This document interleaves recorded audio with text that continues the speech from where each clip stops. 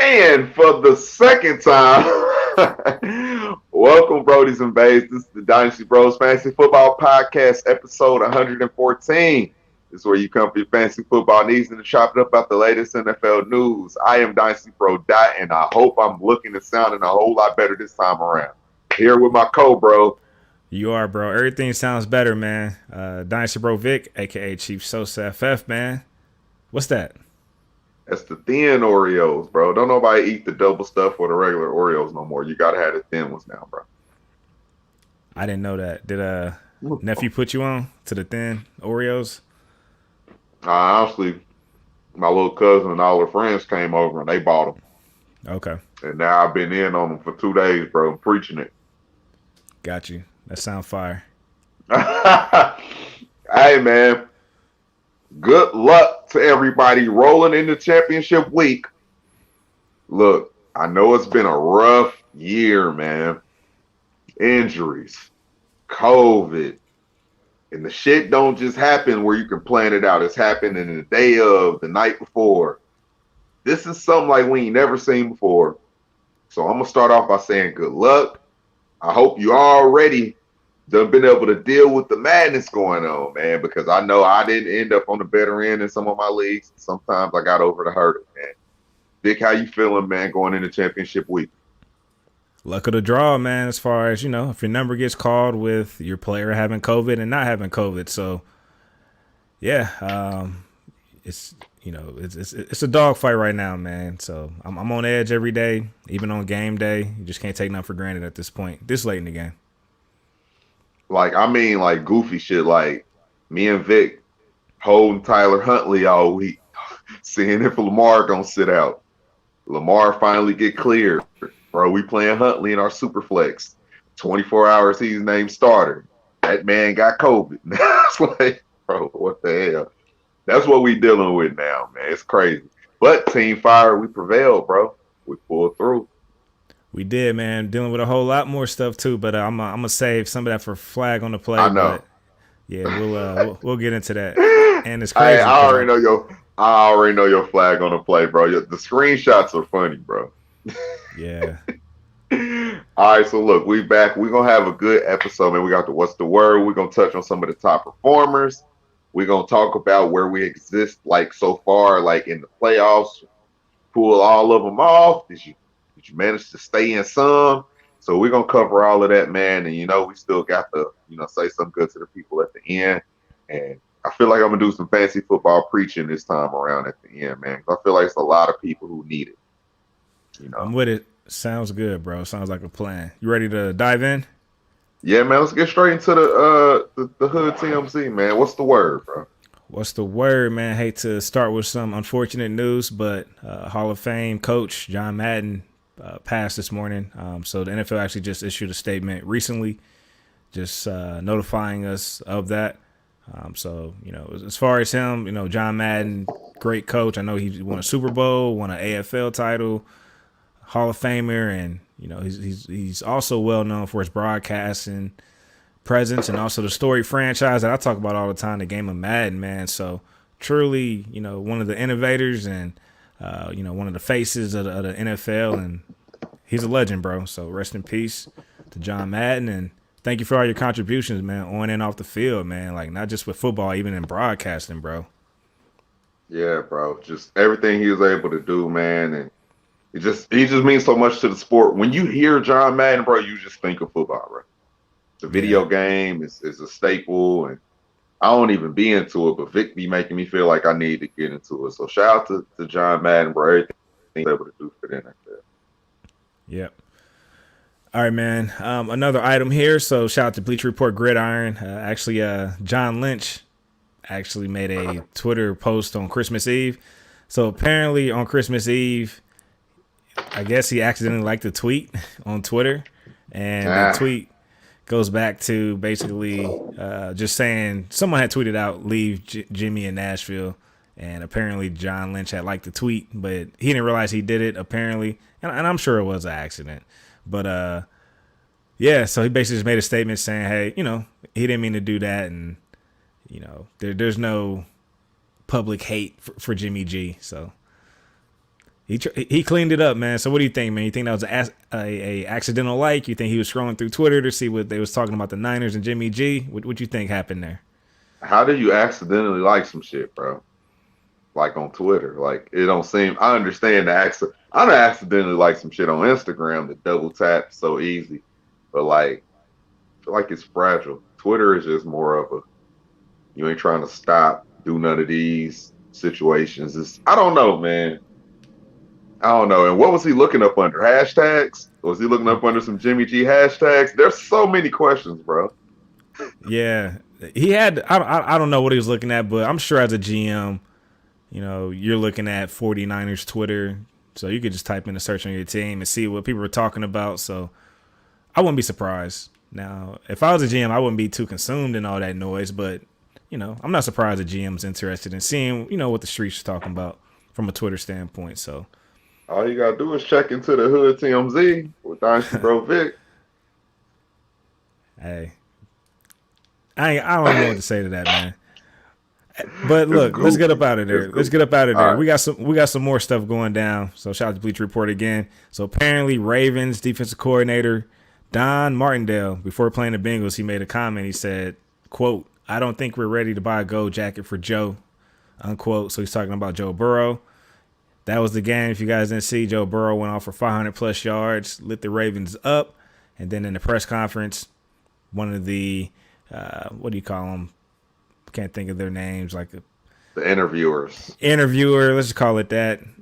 But they basically just asked him about the comment. And Joe was like, "I didn't think it was a necessary comment," unquote. So, but he kind of said it with a smirk. And, it was like, hey, I had to show up and let you guys know what it's all about. And they were up, man. They didn't even have to keep throwing at that point in the game. So you could tell Joe and the team was trying to make a statement. And really, that's the coaches calling those plays, bro. So shout out to the Bengals giving, lighting that fire for Joe and letting him keep going.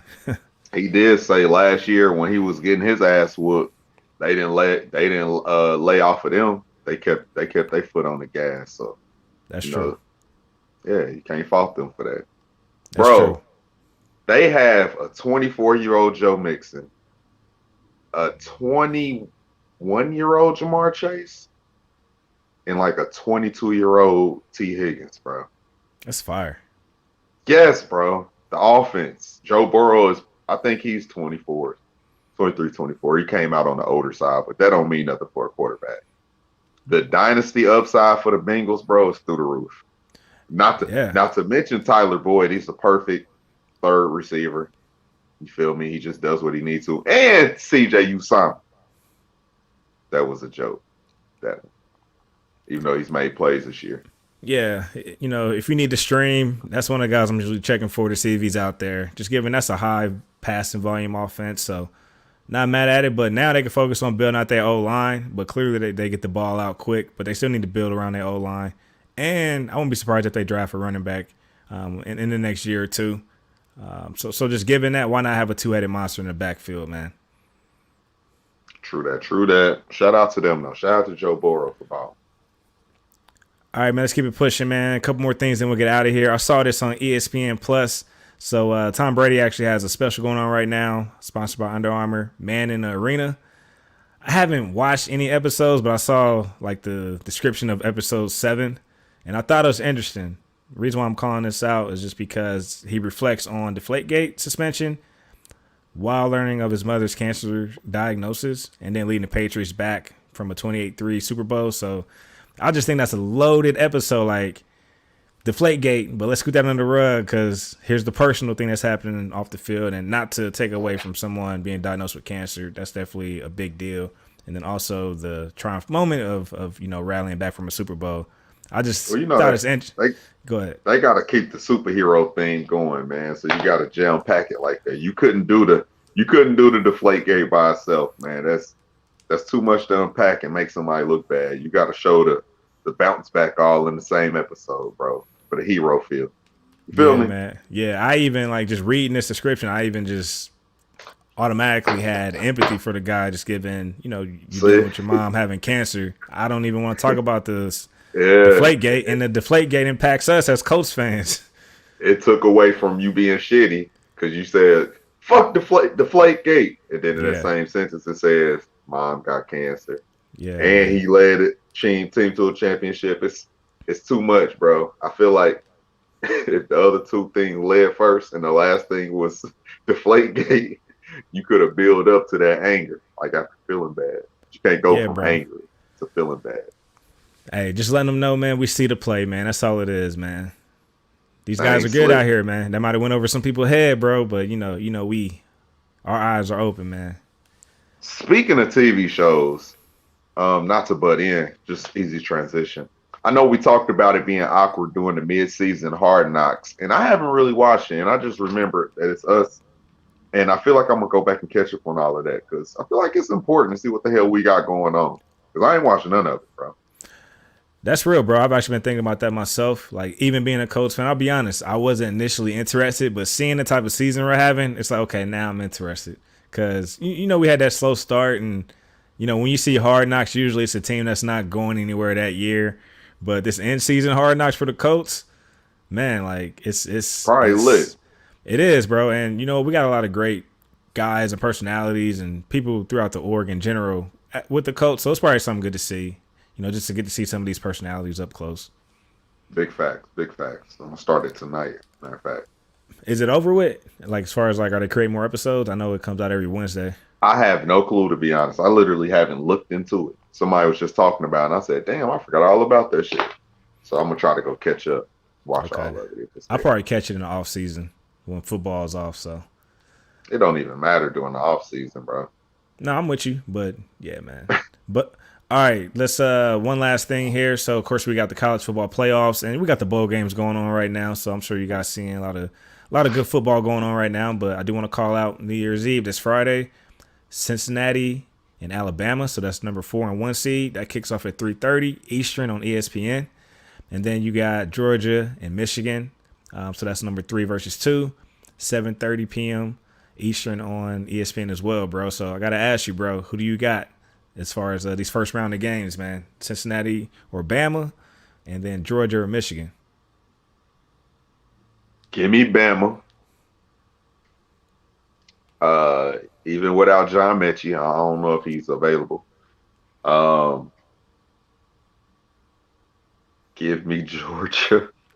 Yeah, And man. it don't feel right saying give me Michigan for some reason, and I can't tell you why. They do have a great running game, got one of the top running backs in the nation, and as long as you got a good defense and a good running game, that usually steers you to it. That's a route to a championship. But Georgia's defense has been good, and I just don't feel comfortable going for Michigan football, bro. I really don't. I'm with you, bro. I agree. I do think it's going to start off pretty tight, and then Georgia's going to open it up and just pull away. That's what I'm projecting. So I think it's going to be a Bama Georgia rematch. So while we're there, bro, if it does come down to that, who do you have in the rematch? If it does play out to be SEC championship game rematch, Give me Bama again, man. Just give me Coach Saban all the time, bro. yeah, I'm with you, bro. Can't go wrong, man.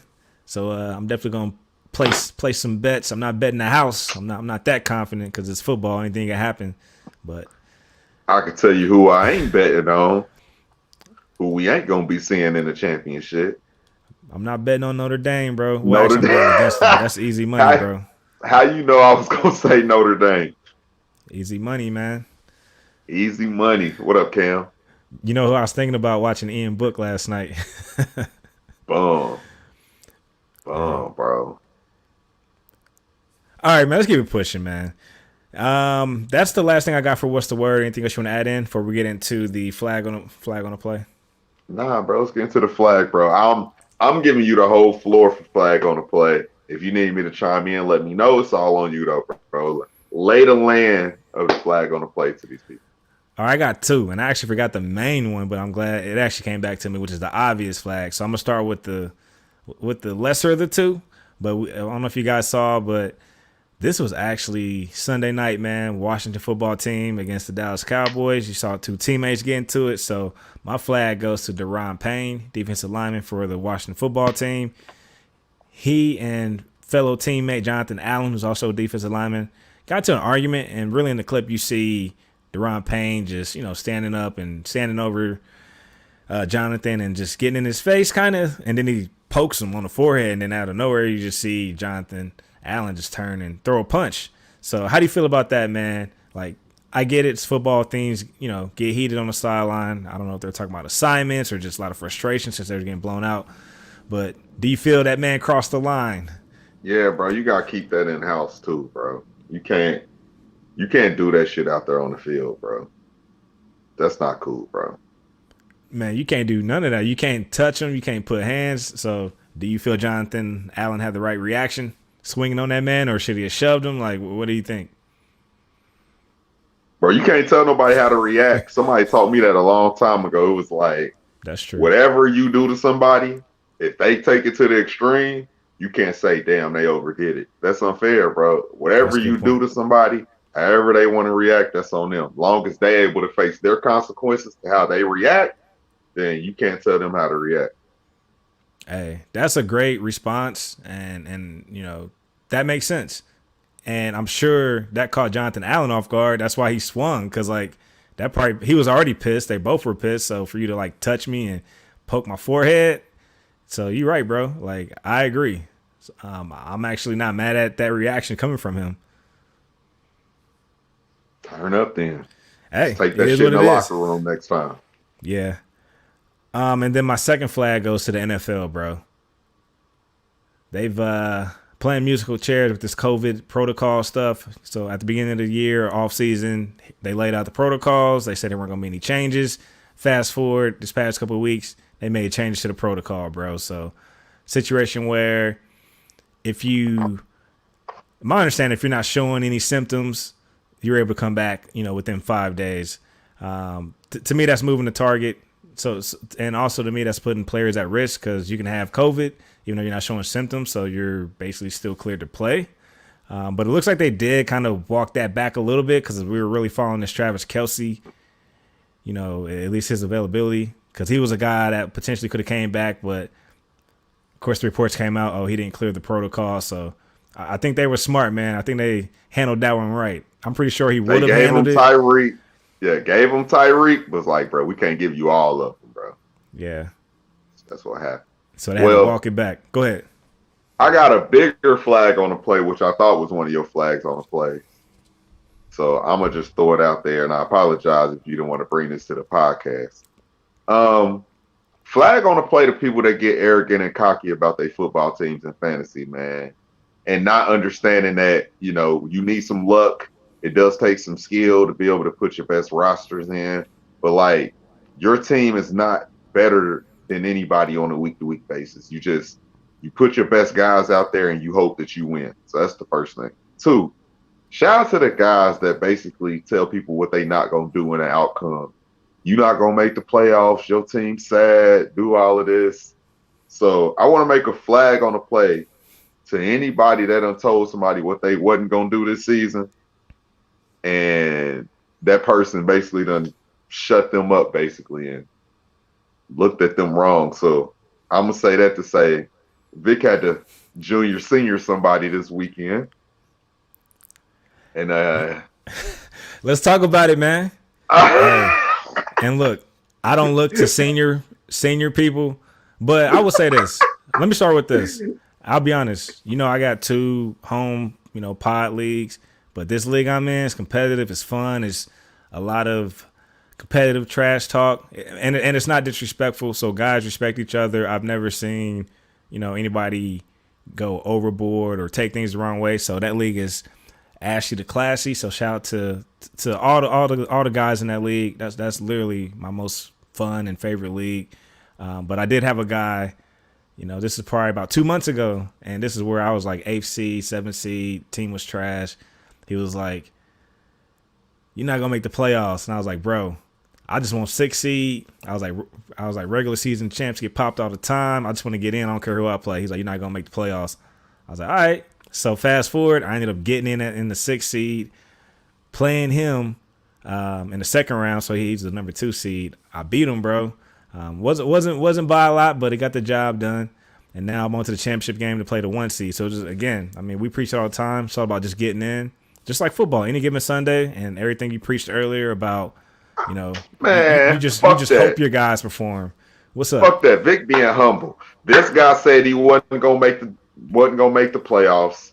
Basically sent him a trade. Hey, fuck it. I need your Dalvin Cook to take it over the top. I'm gonna send you a couple guys that ain't playing that good and still got real good value for this year and dynasty going forward. He sent Vic two good guys and a first round pick. That's true. And look what that undid. He basically got sent Dalvin, which Dalvin is still worth a lot. But with all this going on, you need your depth. I'm starting to figure that out. Dalvin couldn't even play for him this week. So not only did he lose the Vic, he didn't get to use the piece that he traded for, gave his first round pick away, and gave up two good dynasty pieces, and got seniored by Vic. So tell me what his fantasy football name is on that team, and tell me what your new team name is. Shout out to my guy Wax 30. I'll change my name to Wax 30 Senior. But that's what I'm talking about. Hey, you said I'm being humble because I gotta, it's championship week, so I don't want to go over the top. That's why I'm kind of being reserved. So well, I did it for you, bro. I appreciate that. And then, again, like it's fun. We all having fun in that league chat too. So shout out to the guys.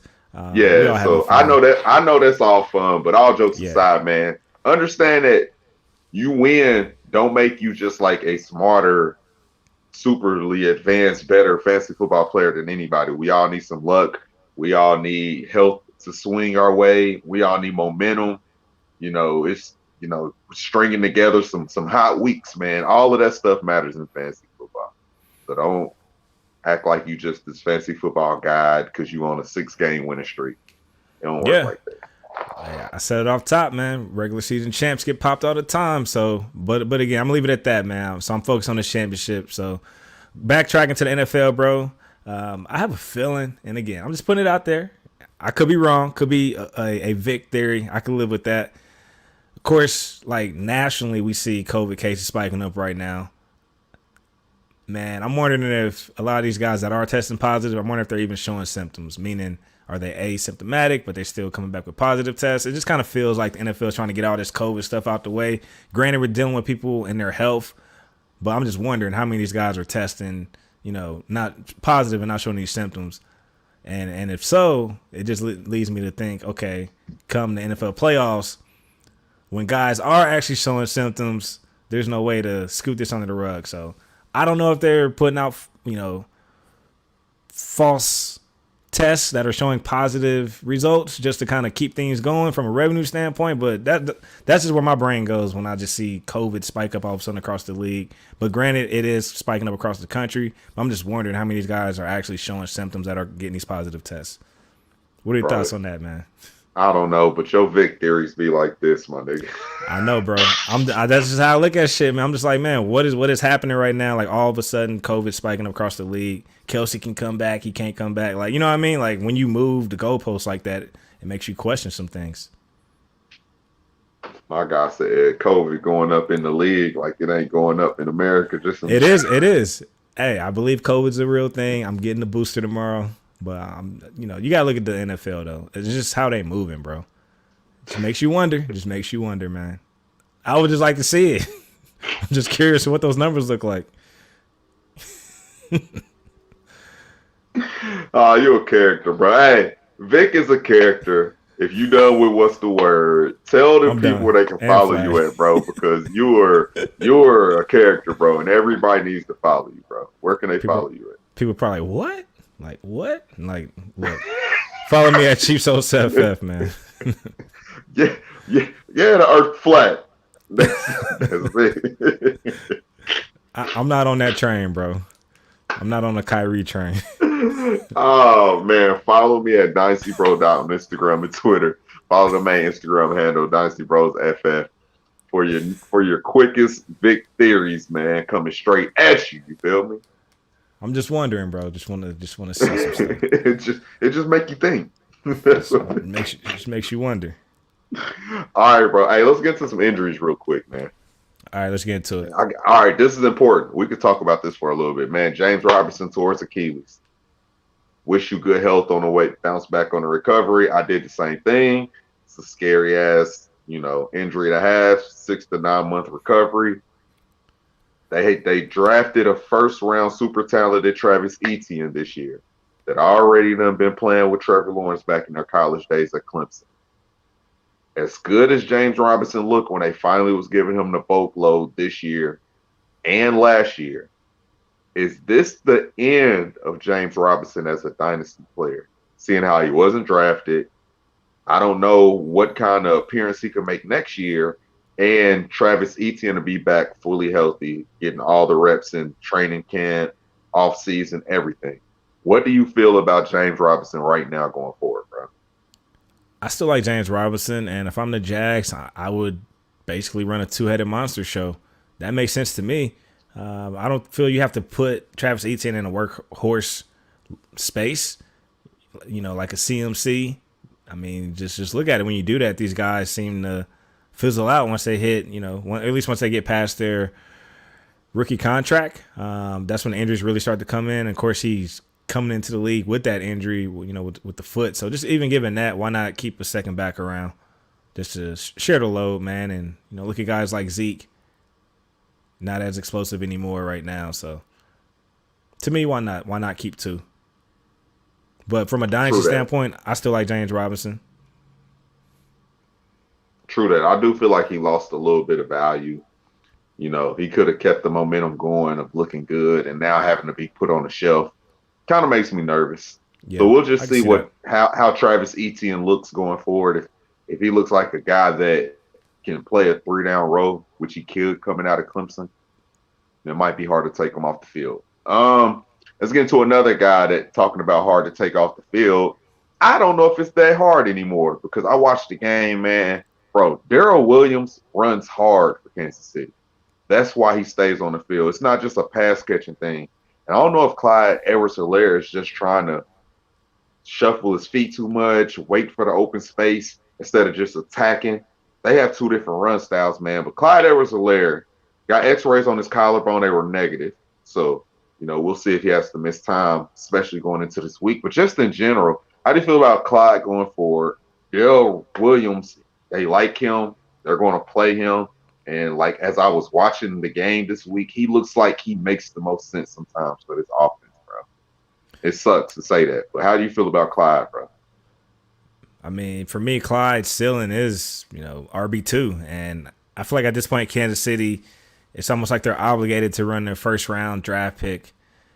You know what I mean? Just giving the draft capital. Mm-hmm. But like you said, Darrell Williams and even Derek Gore, bro. I like Derek Gore over Clyde, bro. Like, he's even running the ball harder, in my opinion. So it just feels like a situation where they invested that draft capital and they don't want to look like they miss. Maybe it's a prideful thing for them. So that's why they're still running them. But you still got to give them some carries. But these other running backs do look like they have the high hand right now. Yeah. Talking about let's move to another team that's basically playing hot hands and next man up. The Eagles, bro. Miles Sanders looked good last week, no touchdowns, but 127 yards. Started this week off. Offense looked rusty, but hurt his hand, bro. Fractured hand right now. So he just came off an injury a couple weeks ago. This is a guy that they took early some years back. It was supposed to be the 3-down back, and it's not seeming to work out, man. Boston Scott looks decent. When Jordan Howard's healthy, they love to play him. He's just a professional. How do you feel about Miles Sanders going forward, too, man? Just dynasty value is next year when he come back. They're running the ball so much, so you're interested in whoever their starter is. Is that Miles Sanders? Is it Kenneth Gainwell? Getting another year. Like, what are they doing next year in this backfield, bro? Too many miles to feed in that backfield, so I'm actually staying away. The only back I want is Jalen Hurts, the quarterback. He's literally their best rusher. And here's the thing, man. Like, of course, Boston Scott hit the end zone this week, but that's the trap the Eagles set you up for, because if Jordan Howard's able to play, he's going to get all these carries, and then they're going to give it to Gainwell to punch it in. You might see Boston Scott punching in, but you don't know who to trust, man. So that's what it comes down to with this Eagles backfield. And from a Miles Sanders standpoint, I'm moving on from a dynasty perspective. So I know you're probably like, well, how can you move on from Miles and not move on from a James Robinson? I mean, the Jaguars backfield is a little bit more clear. It's just two guys. Of course, they, sprinkled in Carlos Hyde, but that's just because of injuries. But for me, you never know who's going to run the ball for the Eagles. And Jalen Hurts is looking to keep it most of the time. All right, true that. Let's get into one more running back, and then I got one receiver. Mr. Daryl Henderson played 2 snaps, had a nice run, went right out after that nice run. Um, is his dynasty value over? It looks like the team last week he was pretty healthy. They transitioned into Sony. Sony's been looking good, getting dominant touches last week. And even before Henderson went out and actually got those couple snaps, it was all Sony. Cam Akers has just got activated. I don't know if he's going to play any before the playoffs, but they activated him. I think they're getting them ready just in case they need depth. Henderson's banged up. Going forward, do you see this being Cam's take the reins back? They keep Sony as the backup. Daryl's gone. How do you feel about this situation going forward? Well, Daryl Henderson's basically durability has always concerned me, but fast forward to Cam Akers, I feel they're priming him for if they need to use him, and that's how they should do it. But I don't think they need to prime him for the regular season. Like, ease him back in, wait till the playoffs to when you actually do need him. Right now, you can ride Sony Michel. That's been working out. So why bring back Cam prematurely, or why risk a setback just to get Cam back out on the field? So I would like to see the Rams be more patient with Cam. It's good that you activated him, meaning he's available, he can travel. Just even having guys like that, Perch on the sideline, that's a confidence booster for the squad. So I would like to see them be more patient, man. No need to rush Cam back. I know Fancy Twitter wants to see it, but you got to put your GM hat on. From an investment standpoint, why risk setting your guy back and he could never be the same? You know what I mean? So we're hoping he bounces back as explosive. And I know the training videos look good, but you got to do it on the field. All right, and one more guy. Let me say a disclaimer before I touch down on this guy. Pause. Join our disclaimer, man. I mean, I said our disclaimer. Join our Discord. I said disclaimer, maybe want to say it again. Join our Discord because we have real live reaction times with questions, last minute starts. It's DFS stuff. If you got advice, me and Vic usually been on that real good lately. But let's talk about the guys that hit my phone through text because they know me personally. Okay. Please don't text me and ask me for advice and then don't take it in the moment. Because I'm like, bro, you just wasted my time. Like, I went and got invested, checking out your team, seeing what makes the most sense. My bro, Pizzo, text me. Text you too, I think. Hey, Adam Thielen, Michael Pittman. I said, bro, I wouldn't play Thielen coming off that injury yet, bro. It's been too weak. It's been too short. I don't even know what Pittman's going to do, but just take the healthier guy. You'll hate to have one of them weeks that Thielen going to try to play through his injury and look banged up. And that's what Thielen did all week. And after that happened, I finally looked at the games and stuff, checked the scores. Pizzo played Thielen. I'm like, bro, what you hit my line for, bro? Now, I don't know if he hit you on the back end because I didn't see you respond to the group text. So I don't know if he hit you on the back end and you answered. But did you respond to that question? Nah, I didn't. And to be honest, I was more comfortable playing Pittman over Thielen, just given everything you said.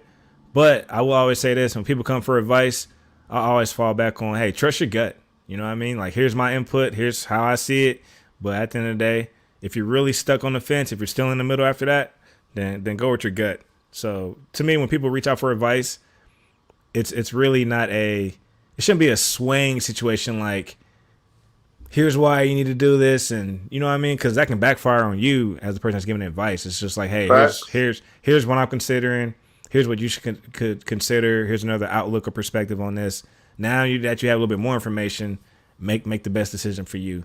And maybe he forgot to put in Pittman. I mean, you just never know. So we got to hit him up and ask, but I think he made it to the championship though, right? He did. He was able to pull it through, so it is what it is. He don't fuck with my advice. All right, you got another injury. Any more injuries? Because there's just another one. Oh, man, who's the other one? Jimmy G, bro. I don't know if after John Lynch comment, but I think his thumb or something with his hand, one of his fingers. Oh, yeah, I did see that. So Trey Lance, bro. How do you would you be comfortable starting the Trey Lance championship week? Bro, as much as we was excited about Trey Lance and COVID aside, bro. Like, COVID aside. Bro, I know we was excited about the transition, like mid-season to Trey Lance and having some weeks up under your belt. I'm not gonna lie, I don't care what his rushing upside is. I'm not comfortable playing him, bro. Fresh off of this is your first time starting in weeks. That rapport, I don't know where it's been, and then you read little side reports like He's been having good weeks, bad weeks. This is, he's finally stringing together multiple weeks of like actually practicing. And it's like, I don't know if it's been injury behind the scenes, or I don't know what it is, bro, but I am not comfortable. I would hate to go down losing. I chose to play Trey Lance, even though I love his upside. I love the coaches that he has, the scheme. I don't think I could do it unless you're just in a league where a lot of quarterbacks are just gone and you just want to shoot for the stars. I feel like there's no in between. He's either going to win you the championship this week or he's going to bomb it for you. I don't know if there's an in between. I'm comfortable only because of the matchup. He's playing Houston, so I'm comfortable just giving that. But if it feels like another team, it feels more like a defense that's middle of the pack towards top 10, I would stay away. But Houston, they secondary give it up, so I'm comfortable just from that standpoint. Hey, bro, they was fucking Justin Herbert up, bro. They was. That's true. They did just fuck up Justin Herbert. Like facts, not even being funny. They was fucking him up.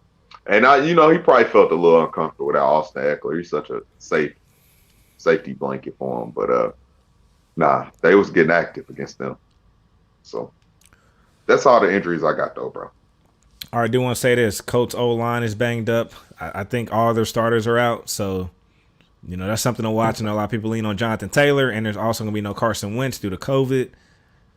So Phillip Rivers. I don't know who the starter's going to be. I think we got Sam Phillip Rivers. I think we brought in, I can't think of his name. Is it Kaiser or I don't know, someone else. I can't think of his name, but all right, bro. That's all I got for injuries, bro. I know you ran through them, but that's all I wanted to add. All right, well then, let's get straight to the main segment, man. Let's go check in. It's a playoff check in, bro. Well, let's do DFS first. Let's jump into that. Man, shout out to my guy James Robinson, man. He was supposed to have a big week for me. You seen what Ubalagagwe did? It was supposed to be 3 times that for James Robinson. But yeah, man, Vic got the best of this week too. Sometimes you need luck and health on your side. You feel me? Just bro, we too in sync. We too in sync with this DFS because these past few weeks. Yeah, I don't like it, bro. Yeah, we're bound to have 3 or 4 players, and then it comes down to like 3 other positions. So I'm about to read our lineups. We both had Jalen Hurts. We both had Ronald Jones. We both had Russell Gage. We both had Antonio Brown. Now, this is where the difference makers were. I had Cordell Patterson, who didn't really do too much against Atlanta or against Detroit, which was surprising. You had James Robinson, so the injury. I had Cooper Kupp. You had Tyler Lockett. I thought Lockett was going to have a big game too, but once I turned the game on, I saw that snow. I didn't know that until it was already locked in. Yeah. So, and then jumping down to the tight end play, bro. I liked the tight end for the Jaguars this week, O'Shaughnessy. So that was a good streaming option. You had Dallas Goedert, not mad at that. I had Kyle Pitts in the flex. You had T. Higgins. T. Higgins balled out, bro. So we'll talk about that. And then I had the Raiders defense. You had the Chargers, man. Chargers put up a -3. I didn't realize. Well, of course, you told me Joey Bosa was going to be out, but I didn't realize Derwin James was out too, bro. I didn't know that. In the game. Damn, yeah, bro. They can't do shit without them too, bro. Yeah, so. But this DFS shit is fun, man. So I'm up 2-1, but, it's a long road ahead in our V, versus battle. So good shit, my guy. You 2 in a row. You're getting hot right now. Yeah, I'm hot. All right, bro. I know we want to talk about playoffs round 2, but break it down for me, man. Tell me how many playoffs you started in, and then how many championships you going to. Bro, I was in 9 playoffs to start. I lost my big money league this week. Shitty. I lost my other redraft that I was in, the Royal Rumble.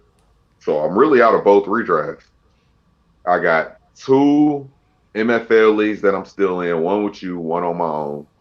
And then I'm in 3 sleeper leagues still. One kind of don't matter. One is Team Fire, And the other one is this is a new year that we just start playing, so I'm winning even though I thought I was gonna be young. And we didn't pay for the first year, so that don't matter anyway. So I'm in 5 right now out of 9 championships. That's dope. So that's over 50%, if my math is right. Shout out to Avo. He made it to 1 playoffs, going to 1 championship, and it was close. Wish he was here to talk about it, but he actually told me the story. He actually, Me too. he's been talking about Sis has been kicking his ass, well, kicking ass in the league in general all year. So he saw that she had Huntley, and of course Huntley called COVID last minute. So he called her, was like, "Hey, Huntley's not starting. Josh Johnson is." So she made the switch, and it ended up being real close. I think Avo won by like less than a point, a point or two. So real close, man. I told him nice guys usually finish last, man. Yeah, man, he's flirting with that. So, but from my understanding, Sis been on her shit all year, so I'm sure she would have caught that anyways. But shout out to Avo. At least it just goes to show, man, he's a competitor. So he wanted the best competition. So that was dope. But yeah, not nothing I would expect it. But for me, he said that's fact. So yeah, I figured that. And then for me, bro, started off in 10 playoffs, made it to 5 championships. Of course, 2 of those I GM with you. So shout out to Team Fire. It was close, but we got it done once they benched Patrick Mahomes. So we love to see that. Facts. And then also the MFL league, bro. So, and we had T. Higgins in that league, Cup, Chubb. We got Dak. All those guys blew up, man. That's fire, bro. I'm glad to see that we can still take off, even though how many leagues do we coach in? 3? Is it 3? I think it's just 2. It's just 2. Oh no, it's 3. It's 3. Because the Ultimate because we do the podcast league. Yeah, and we 2 out of 3. That's fine. I mean, look, I know we get on each other's nerves, bro. We doing something right. Yeah, we are, man. So, hey, let's bring it home, man. So, hope you pulled through on all your championships. Hope I pulled through. Hope Avo pulled through. Hope everybody that's listening, hope y'all pulled through. And if you didn't make the championship, it's all good. We're going to get you right for this off season. That way, you got these incoming rookies. We'll bounce back. We're a dynasty. The season never stops, bro. It just keep on rolling. Got a nice foundation.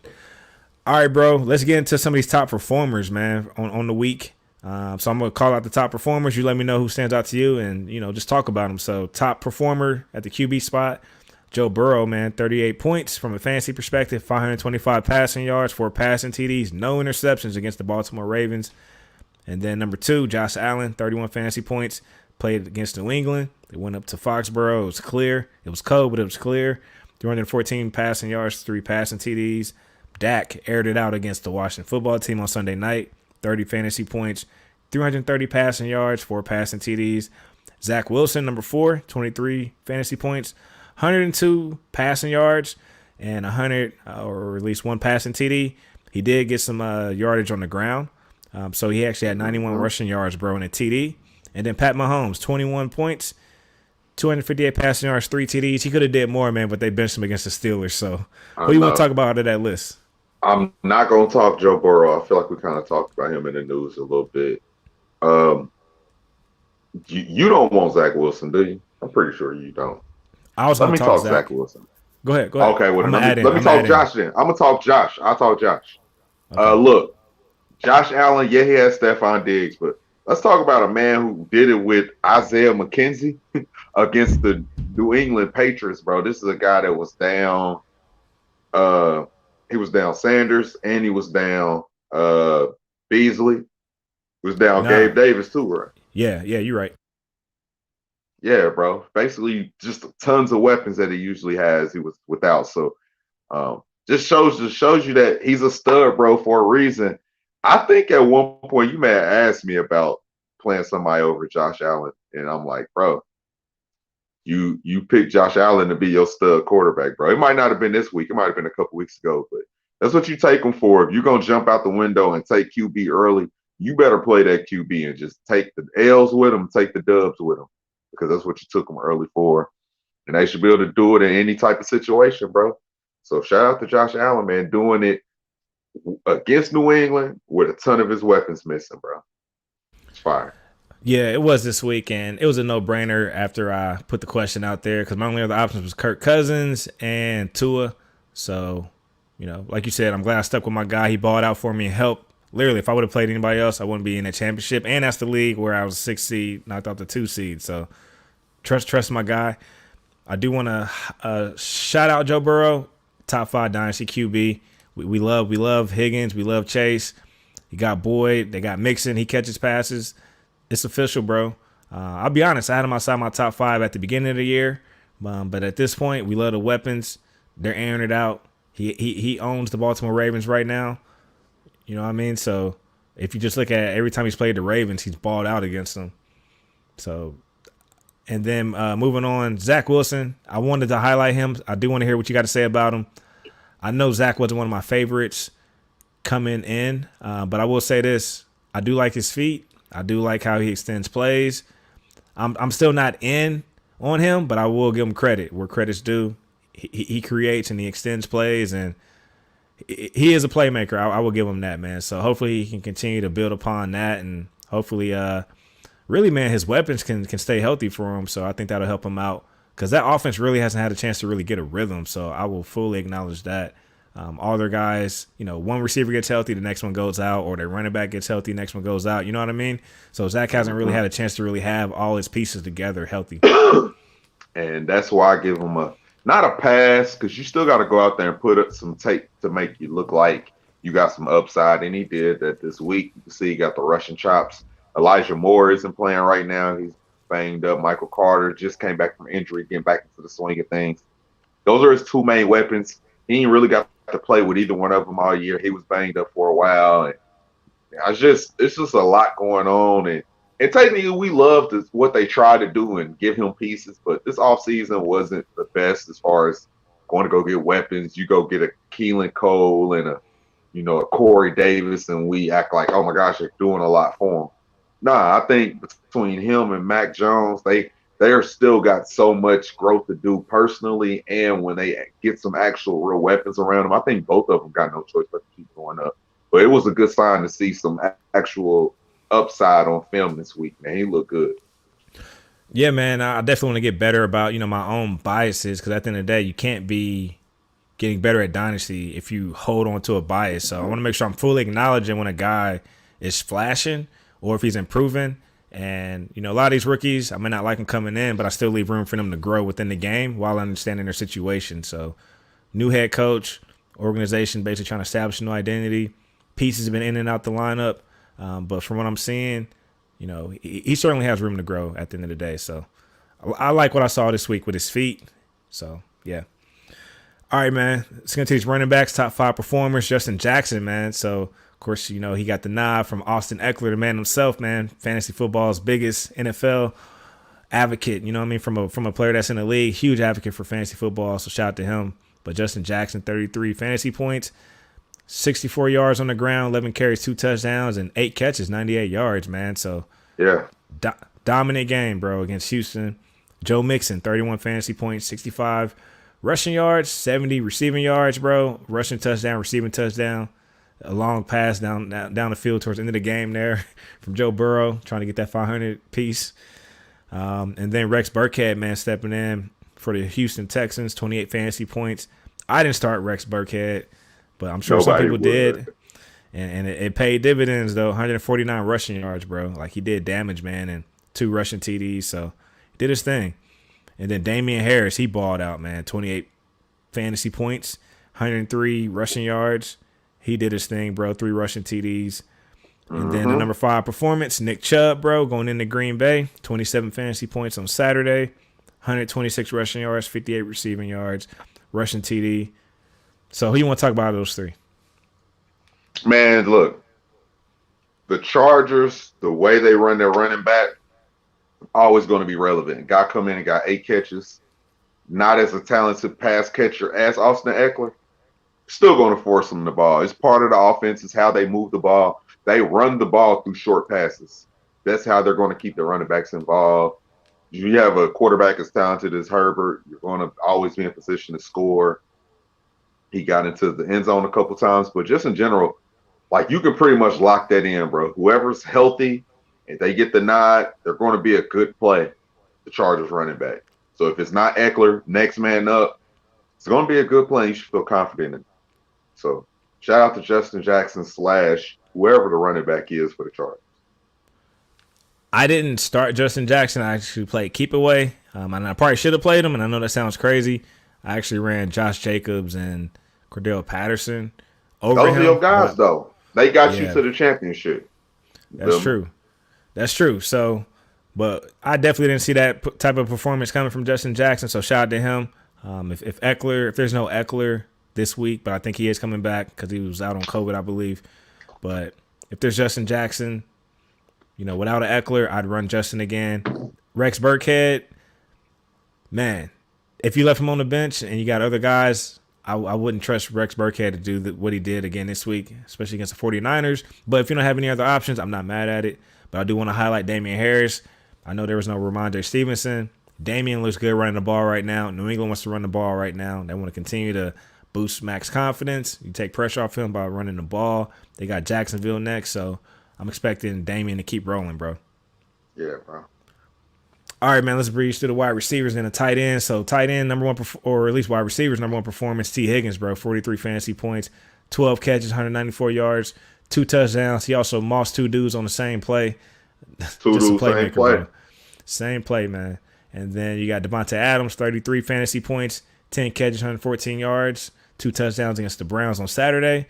We talked about it last week. The number 3 guy, A.J. Brown, bouncing back off injury. He usually shows up, and he did. 31 fantasy points, 11 catches, 145 yards, 1 TD. He got going. It took him a little bit, to get going, but eventually he's a game breaker, bro. It's going to happen. Number 4 performance, Isaiah McKenzie, wide receiver for the Bills, 29 fantasy points, blow-up game, bro. They were missing weapons, 125 yards, 1 TD, 12 catches, bro. So he was Josh Allen's favorite target that day. Then number 5, Deebo Samuel, 26 fantasy points, 9 catches, 159 yards. He did that against the Titans Thursday night. So who you want to talk about? You know who I'm talking, bro. Talk your guy. Hey, bro. First week back off IR. Hey, who we playing? Russell Gage, AJ Brown. Who we playing? St. Brown, AJ Brown. Man, I'm glad we had a real moment and said, hey, we gonna play the guys that we drafted for or traded for, because these are our studs that get us to the championship. We put them in, bro. It was fun texting you all Thursday night. Damn, bro, look at this. Damn, bro, did it again. So I'll just say this, bro. I just said it a second ago. Always play your guys, man. Don't get cute. The guys that got you to the championship, man, I'd rather lose knowing that I went out that way than try to take an L trying to be cute playing on these waiver wire pickups, man. So AJ Brown, I'll leave it short because I'll probably talk all night about my guy. Shout out to you, man. That's your guy. I know he's a top 5 dynasty receiver for you. I know I've been concerned about the injuries, but look, he is a baller. I'm not going to take that away from him. So, yeah, he should definitely help bring home some fancy titles this weekend. Baller, bro. Like, you can't do nothing with him. He's too physical, man. You see DB's trying to tackle him. I think Jimmy Ward tried to tackle him, and he just threw a stiff arm, bro. Facts. Can't do nothing with him. All right, who you think I'm going to talk about? Oh, man. Come on. Okay. Bro. Nah, man. I mean, when you first was going through them, I thought it was like, oh man, maybe he'll show love to the no-name guy. I did think about that for a second. Okay. Feel me? That's why I was almost there. But I feel like you just about to. Are you about to talk T. Higgins? Because that was just I got guy to. in general, man. That's I know my your guy guy. coming out of college, and we both fell in love with him. But for some reason, when you got to 4, I was like, maybe you gonna talk Isaiah McKenzie off just the strength. But now I'm thinking you about to talk Higgins and then try to say, yeah, but I can't forget about us. You gonna do one of You already know. You know I'm greedy, bro. You know I gotta show love to as many guys as I can. Do your thing, bro. Shout out to Isaiah McKenzie. He balled out, stepping up. That's what we like to see. Brody of the week. I mean, it's obvious, right? So he just balled out. But the guy I want to highlight here, hey, T. Higgins, love this game coming in out of Clemson. He just reminds you of a young AJ Green. You know what I mean? Like the leaping ability and goes up, not afraid to go up. Not the biggest guy, but he has a big frame, just giving he's 6'4". So 6'4", 215. He can do it all. They even put the ball in his hands, bro. But at this game, 12 catches on 13 targets, 194 yards, 2 touchdowns. He's mossing guys. He's one of Burrow's favorite targets in the red zone. So it's either Chase or Higgins. That's what it comes down to in the red zone. Man, this was a guy, going back to at least the home league. Hey, I spent my rookie pick on him, 109. This was a guy that's falling to the second round, but sometimes you got to get your guy, man. So T. Higgins is one of my guys. Glad to see him balling out, and he got the quarterback to do it and supporting pieces around him, man. So not surprised, bro. If we talking T. Higgins, a dynasty wide receiver 1, just given the volume.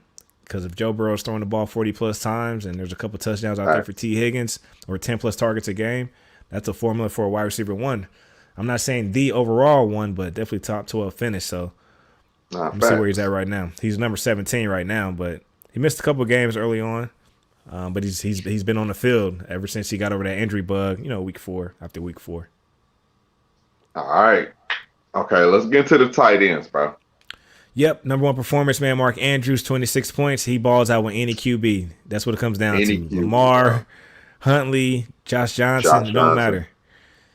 8 catches, 125 yards, 1 TD. Shout out to him. And then Dalton Schultz, 22 fantasy points Sunday night, 8 catches, a TD, 82 yards. Took a big hit, but, shook it off. And then Gerald Everett, bro, he's been streaming. He's been a nice streaming option over the past few weeks.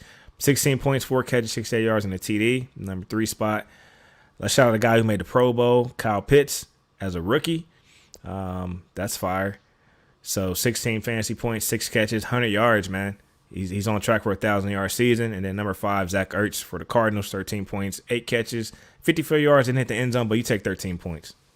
Yeah, and Kyle Pitts is in rare form, like one of those guys. A lot of rookie tight ends don't hit 60 catches, man. And he's in position to get 60 plus a whole bunch more. So shout out to him, man, for balling, man. He's, as much as it doesn't look like he's doing much because he was so overhyped and we thought he was just going to burst on the scene and have 1,500 yards, 100 catches, 10 touchdowns. Like, we got to be realistic still, man. And it was possible if Atlanta ran him like that, but he's still doing good. It's just a little underwhelming when you think about the hype that we have for him this year. And that's on us because he's having a hell of a season. You know what I mean? Like, he's so good that we set the bar so damn high for him that we're not really impressed with him not having a Hall of Fame year 1 season. And that's BS. So that's on us because he's having a hell of a season. As a 20-year-old, he might be 21 now. I don't know if he's even legally allowed to drink now. You know what I mean? So that's on us, bro. But I want to shout out my guy Dalton Schultz. Glad to see him had a number 2 performance, but I really want to highlight Gerald Everett. So he's had 2 touchdowns in the past 3 weeks. Got Detroit coming up. So actually, I think they just had Detroit. My bad. Let me see who they got. They just played. No. Actually, they got Detroit. They played Chicago. I'm thinking about the NFC North. It's all NFC North. But he has Detroit this week, so I'm expecting him to keep rolling, man. Nice streaming option if you got Gerald. Are you sure, bro? They like the most serious team right now, bro. Detroit. Yeah, they are the most dangerous team right now. But, hey, Gerald Everett's hot right now. So if you don't have one of these big names, and if you're playing the streaming game, I'm not mad at Gerald Everett, bro. Hey, bro. Yo, Detroit, the most dangerous team. Shit was funny the other day, bro. What happened, man? Hey, me and Vic was trying to find a defense to stream, and I'm like, hey, bro, let's just play. I forgot who Detroit just played. I'm like, let's run them. He like, nah, bro, let's play the Raiders. I'm like, you sure? He's like, yeah, bro, and I don't want to play nobody against Detroit. They the most dangerous team right now. I said, you sure, bro? I'm about to go check their defense and shit, too.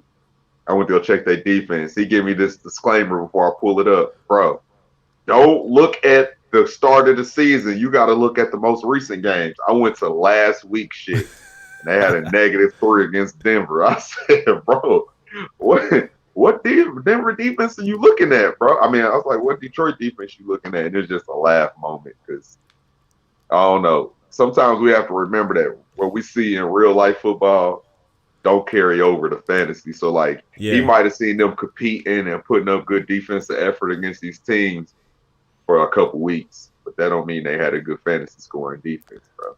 that's facts, bro. I got exposed. Shout out to Detroit though. Keep fucking shit Shout up. out to Detroit. All right, and I know he didn't make the top 5 list, but I know we just talked about Mark Andrews doing it with any quarterback. Shout out to Amon-Ra St. Brown, bro. Came out there with the backup and kept his streak rolling, bro. He's been balling for the past few weeks. I was afraid to play him. No Jared Goff. It didn't even fucking matter. Yeah.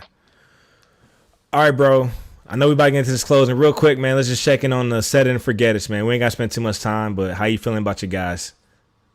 Hunter Renfro still balling. He got over 90 receptions this year, so I still fuck with that. I thought Gronk was gonna have a better game, man, without a lot of weapons.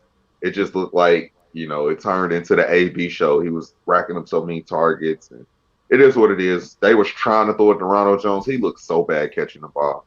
So, you take any kind of points with Gronk you can get. It's a tight end. They not gonna super kill you.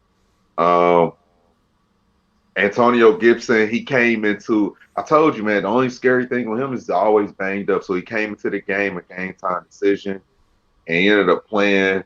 You could tell that whole game, Cowboys just had their own little situation written out already. So he struggled, the whole offense struggled, but he didn't kill you.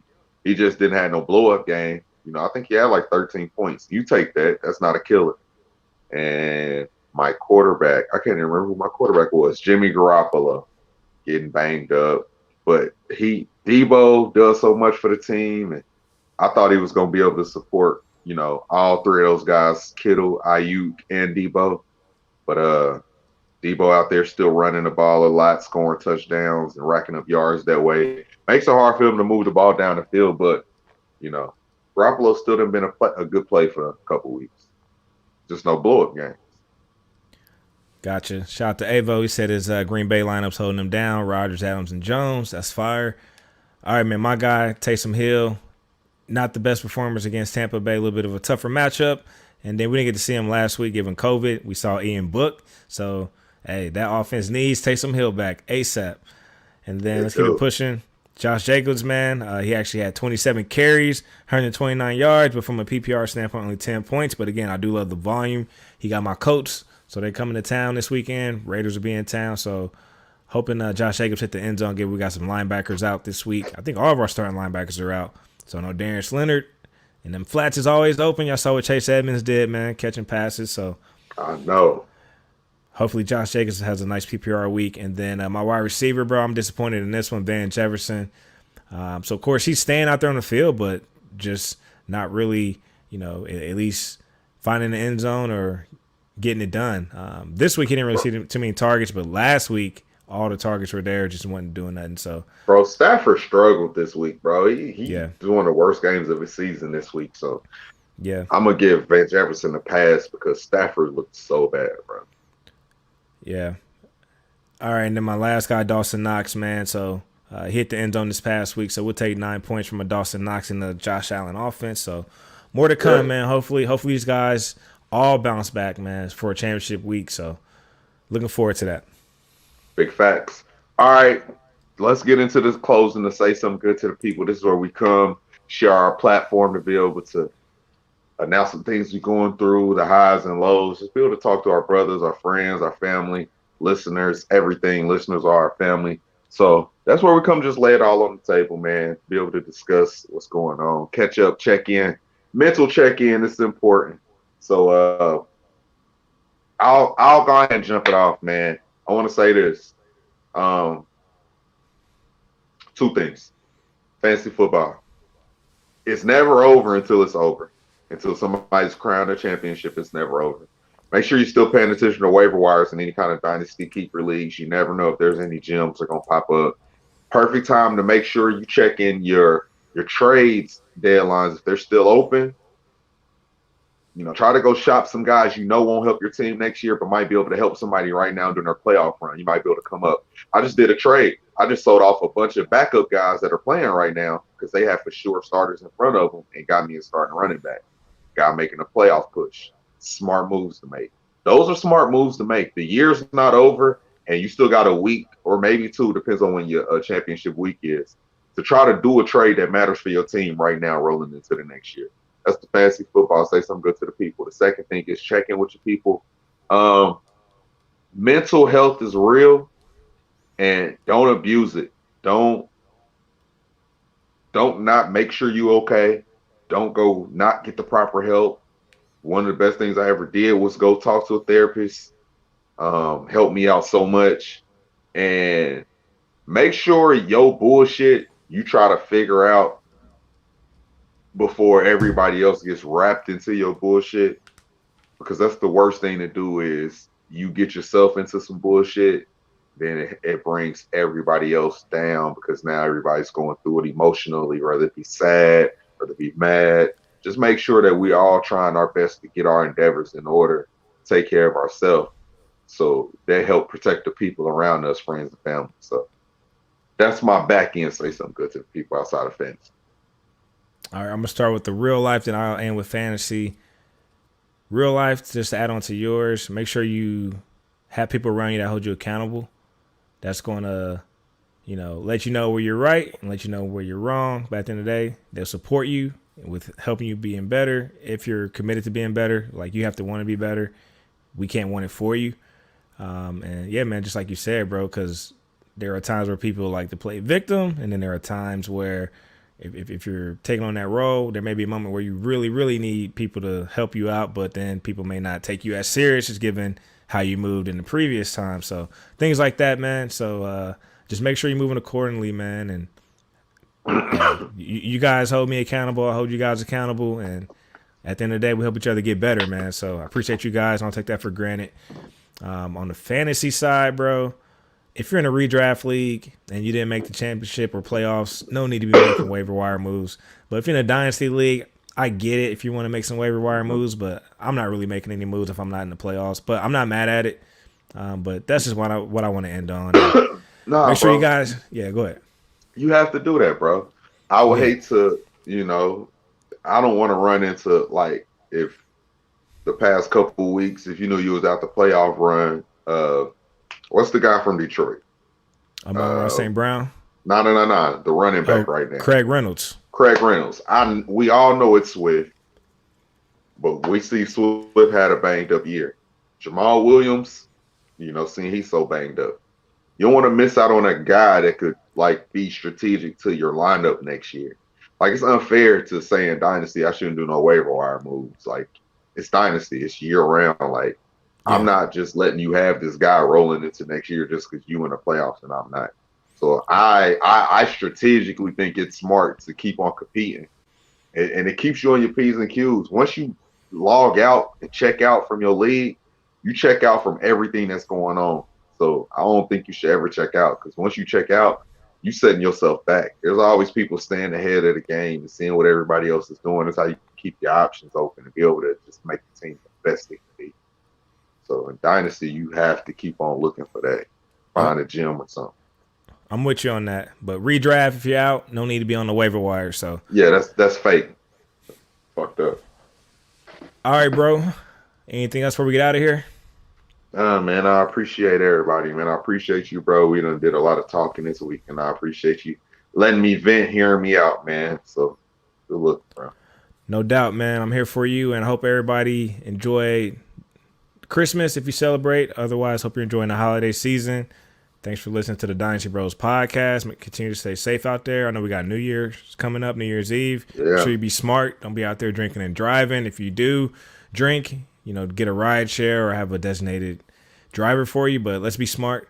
And then, I want to thank you guys for listening.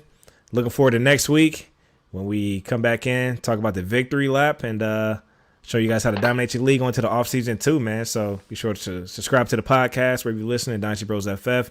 Give DJ Avo a follow at DJ AVOLXVE. Follow my guy Dot. Follow me. Warzone, Vanguard popping, all that too, man. So if you guys want to smoke on the PS5 or PS4, whatever you're gaming on, don't matter. Just come get this PCs. work. No PC gamers, man. But until next time, looking forward to celebrate next week. Good luck this week. Yo, Happy New Year's. Love you, beautiful people.